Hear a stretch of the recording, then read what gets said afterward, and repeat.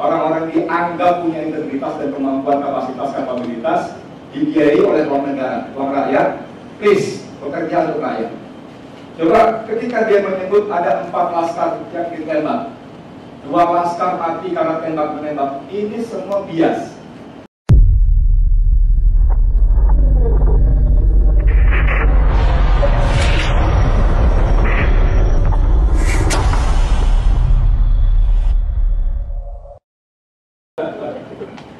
Baik, terima kasih. Assalamualaikum warahmatullahi wabarakatuh. Ini pertanyaan sebenarnya topik ini nakal betul. Sampai dia menggunakan istilah perumpamaan barang narkoba yang sudah disiapkan. Saya pakai motor misalnya di dekat malam-malam, periksa waktu saya agak mereng, salah satu anggota masuk, kamu bawa narkoba ini. Pak Wirawan juga mempertanyakan dari mana asal sumbernya barang-barang ini, apakah disodorkan ke polisi atau menemukan di lapangan, mengingat ada di waktu saat peristiwa dan saat Komnas HAM melakukan penyelidikan di lapangan. Saudara sekalian, kalau TP3 ini kami bentuk memang didasari utamanya selain tadi Pak Abdullah Hermawan menyebut dasar hukumnya pasal sekian, juga karena ada rasa sangat kecewa dan tidak puas terhadap kinerja Komnas HAM, sebuah lembaga negara yang dibiayai oleh APBN, kami dibiayai oleh rakyat. Ternyata kami menilai hasilnya jauh dari yang seharusnya, jauh dari yang semestinya. Dalam paparan yang 5 halaman disebutkan Komnas HAM cenderung hanya menggunakan informasi dari pihak kepolisian untuk dijadikan sebagai laporan. Misalnya dalam laporannya disebut-sebut ada mobil anggota laskar menghalang-halang tugas pengintaian petugas polisi. Ini kalimat yang dari huruf pertama sudah syarat dengan keamburadulan. Iya, pertama dia menyatakan mobil laskar menghalang-halangi mobil petugas polisi. Dari mana laskar tahu itu mobil polisi? Seluruh manusia Indonesia saya kira, kecuali pihak-pihak yang sangat tertentu, tidak tahu ada polisi yang membuntuti dan membunuh anak-anak muda itu sampai Senin siang hari Polda Metro Padil memberikan siaran pers yang mengaku dibunuh oleh anak buah saya. Tidak ada. Dalam peristiwa itu tidak tahu yang membuntuti itu adalah petugas kepolisian. Tidak ada marka di tanda-tanda kendaraannya, tidak ada weh polisi berhenti minggir, nggak ada begitu. Jadi kalimat-kalimat ini sungguh sangat tendensius seperti yang disampaikan oleh Sekretaris Umum Munarman atau tim advokasi yang kemarin sempat disampaikan. Ketua Komnas HAM dan lembaganya sengaja membangun narasi yang menyesatkan dan menyudutkan berkali-kali. Jangan jauh-jauh dalam laporan resmi Komnas HAM saja dia menggunakan ini kita debatable ya, menggunakan frase Muhammad Rizik Syihab, yang frase ini diperkenalkan oleh polisi untuk tanda kutip menandingi HRS, Habib Rizik Syihab. Buat kita seperti tidak ada masalah, tapi buat sekelompok orang yang sangat mencintai, mengikuti, menjadi murid HRS itu Habib Rizik Syihab diucapkan dengan takzim. Ada takzim, ada rasa hormat. Dan penguasa sengaja memperkenalkan MRS untuk mereduksi. Dan itu digunakan berkali-kali oleh Komnas HAM. Dalam sebuah webinar, bahkan Ahmad Taufan Damanik memerlukan jeda 1, 2, 3 detik sampai akhirnya menyebutkan Pak Rizik Syihab dalam kalimatnya. Jadi saudara sekalian, Komnas HAM ini harus dipertanyakan, diingatkan lagi bahwa Anda berkumpul di situ, orang-orang dipilih, orang-orang dianggap punya integritas dan kemampuan kapasitas dibiayai oleh uang negara, uang rakyat. Please, bekerja untuk rakyat. Coba ketika dia menyebut ada 4 laskar yang ditembak, 2 laskar mati karena tembak-menembak, ini semua bias. Dia dalam laporannya tidak menjelaskan bagaimana mungkin Fadil Imran ketika menjelaskan kepada publik lewat media bahwa ada 10 orang yang diambil tindakan tegas dan terukur, 6 tewas, 4 lari. How come? Mobil itu cuma berisi 6 orang, bos. orang, 6 tewas, 4 lari. Wah. Jadi Komnas HAM ini tidak baik menurut saya. Harus dikritisi. Menurut saya begitu. Jadi banyak beberapa hal lainnya yang saya kira nanti teman-teman lain akan menambahkan. Terima kasih banyak. Assalamualaikum warahmatullahi wabarakatuh. Baik, masuk ke pertanyaan kedua ya. Kami misalkan dari Detik.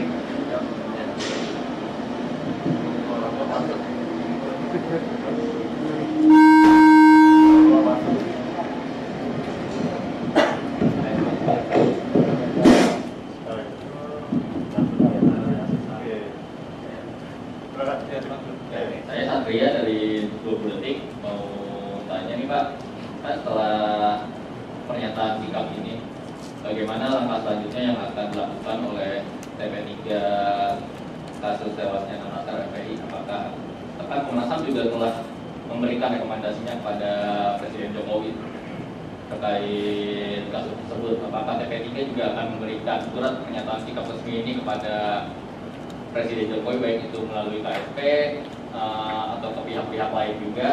Dan satu lagi Pak, kan kasus tewasnya 6 laskar FPI ini juga kan diusut oleh Polri di bawah Barreskrim Polri, dan saat ini Kabar Reskrim direkomendasikan untuk menjadi calon Kapolri.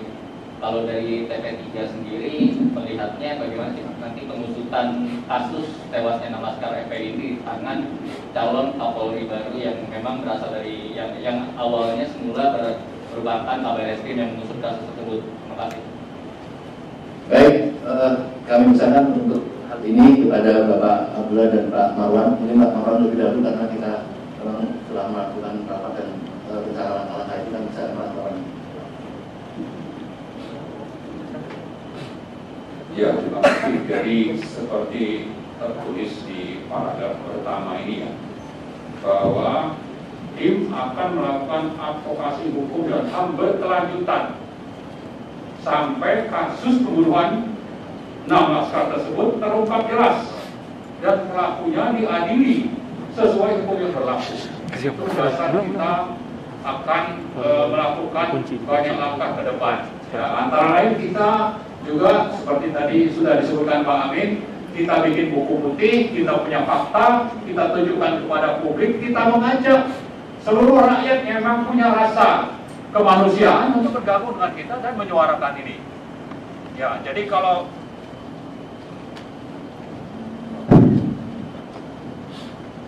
sekedar Pak Jokowi, ya mungkin kita akan ke sana kalau memang perlu.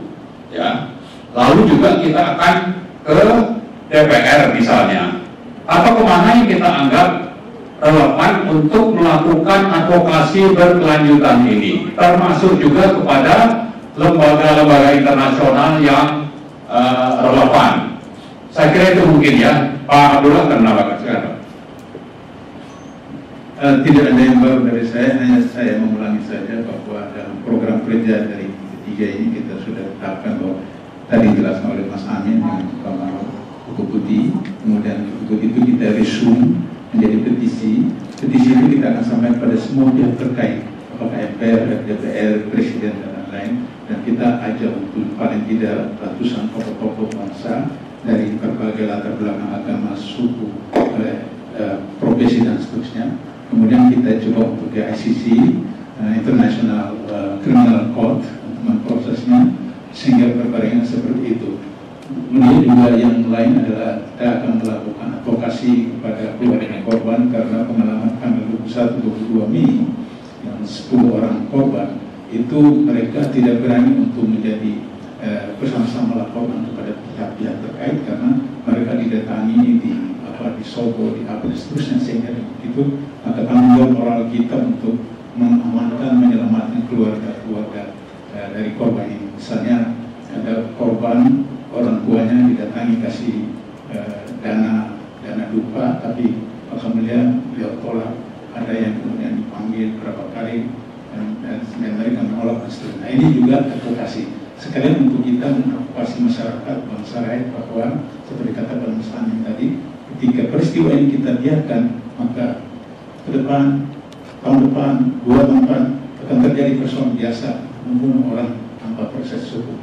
Terakhir saya mau katakan bahwa dalam sistem hukum internasional orang sudah dijatuhi hukuman mati, PK, hukuman mati. Kalau ketika mau dieksekusi, detik-detik terakhir ditanya, Anda mau apa? Dia bilang, saya mau berdoa, silakan. Saya mau sholat, silakan. Mau ketemu istri, silakan. Mau ketemu keluarga, silakan. Mau makan ini, silakan. Baru dieksekusi. Mereka statusnya cuma saksi. Kok tidak diproses? Dan SOP betul-betul dilanggar. Saya 12 tahun pengalaman ini, jadi saya tahu betul pelanggaran SOP yang luar biasa. Barangkali itulah yang membuat Baskrim menjadi calon tunggal untuk Kapolri karena berhasil melanggar SOP yang ada di polisi dan kemudian di undang-undang yang ada. Barangkali itu tambahan saya. Terima kasih. Jadi saya setuju semuanya. Cuma begini, ya, kalau bertanya Pak Refdy Harun, ya, yang pakar hukum, saya kulit-kulitnya, ya, ada dua macam crime. Actually ada two kinds of crime. Yang pertama, crime of omission. Itu kejahatan melakukan tindak kriminal tersebut. Yang kedua, itu juga crime, tapi crime of omission, yaitu kejahatan dengan diam saja, tidak melakukan apapun. Jadi kalau saya lihat di pinggir jalan ada seorang yang menyiksa seorang yang lain begitu, padahal saya mampu untuk menghentikan, ya, tapi saya diam saja, saya kena hukuman karena saya cuma diam. Ya. Jadi makanya saya katakan, banyak ahli hukum yang mengatakan silence is violence. Diam itu sesungguhnya juga juga kejahatan juga. Karena itu kita berkelanjutan terus saja, ya. Karena sekarang tadi ini ada sesuatu the last step of justice.